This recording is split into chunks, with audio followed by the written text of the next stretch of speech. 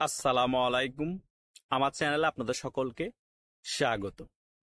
5ই August ষড়যন্ত্রমূলক গণ অভ্যুত্থানের পর শেখ হাসিনা সরকারের যখন পতন হয়, অন্তর্বর্তীকালীন সরকারের প্রধান হয় ডক্টর ইউনূস। ডক্টর ইউনূস অন্তর্বর্তীকালীন সরকারের প্রধান হওয়ার পর সেনাবাহিনীর হাতে ম্যাজিস্ট্রেসি ক্ষমতা দেয় 2 মাস থেকেও বেশি। তারপরে ক্ষমতা আরো বাড়িয়ে আরো 2 মাস দেয়। এভাবে বাড়াতে বাড়াতে এখনো পর্যন্ত সেনাবাহিনীর হাতে ম্যাজিস্ট্রেসি ক্ষমতা আছে।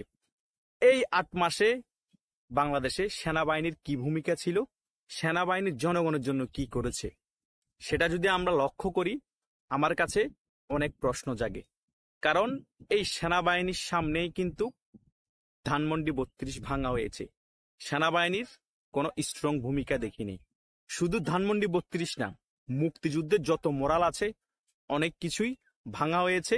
সেনাবাহিনী ম্যাজিস্ট্রেসি ক্ষমতা থাকা সত্ত্বেও কোনো স্ট্রং ভূমিকা পালন করে নাই।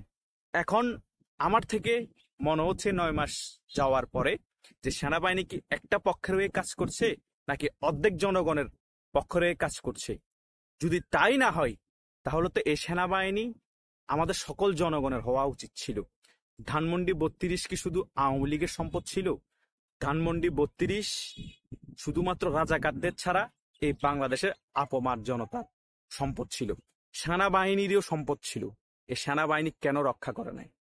সেনাবাহিনীরা যখন দুর্নীতিগ্রস্ত হয়ে যাবে, দেশ তখন রসাতলে চলে যাবে। এখন কি সেম এরশাদের আমলের মতো আমাদের দেশের সেনাবাহিনী দুর্নীতিগ্রস্ত হয়ে গিয়েছে? একটা পক্ষ থেকে সুবিধা নিয়ে বাংলাদেশকে রসাতলে নিয়ে যাচ্ছে। অনেক প্রশ্ন জাগতে পারে। সেনাবাহিনী প্রধান অনেক বক্তব্য দিয়েছে দেশকে স্থিতিশীল রাখার জন্য, পুলিশের কনফিডেন্স বৃদ্ধি করার জন্য, এবং সকল রাজনৈতিক দলের পক্ষ হয়ে বক্তব্য দিয়েছে।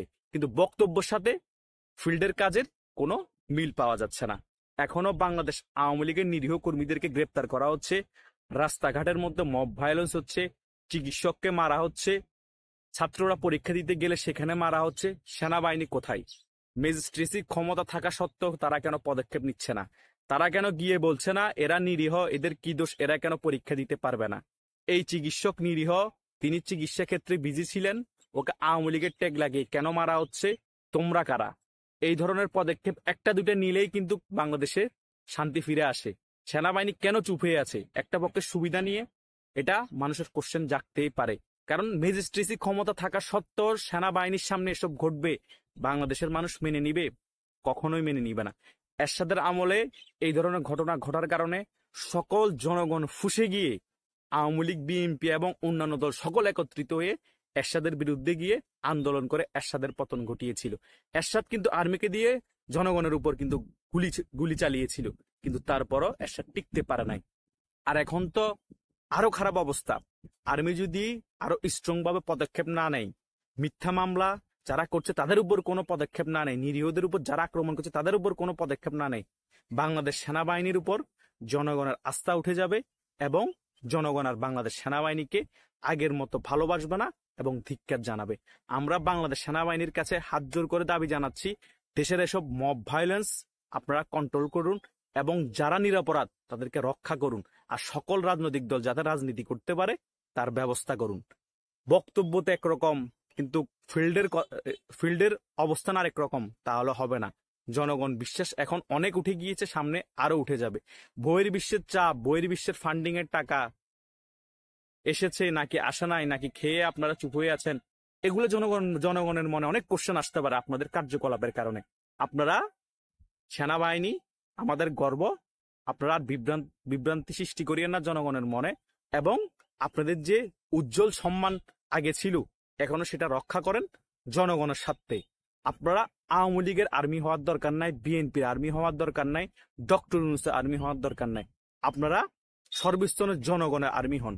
যারা দুর্নীতিগ্রস্ততে জড়িয়ে পড়তেছে যে সকল আর্মি, তাদের বিরুদ্ধে ব্যবস্থা নেন।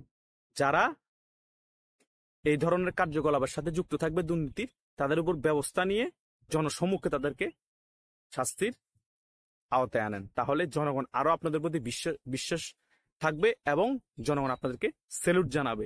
এখন কিন্তু আপনারা বিভ্রান্তি সৃষ্টি করছেন, বক্তব্য দিচ্ছেন একরকম, মাঠের কার্যকলাপ আরেক রকম। তাই আপনাদের কাছে বিনীত অনুরোধ, বক্তব্যের সাথে সামঞ্জস্যতাপূর্ণ কার্যকলাপ মাঠের মধ্যে আমরা দেখতে চাই, এবং আপনারা এরশাদুল আমলের আর্মির মতো যাতে না হন সেটা আপনাদের কাছে আমরা আশা রাখতেই পারি।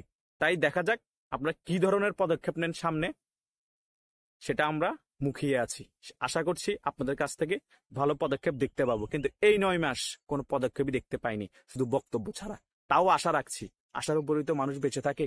দেখা যাক। ধন্যবাদ সকলকে।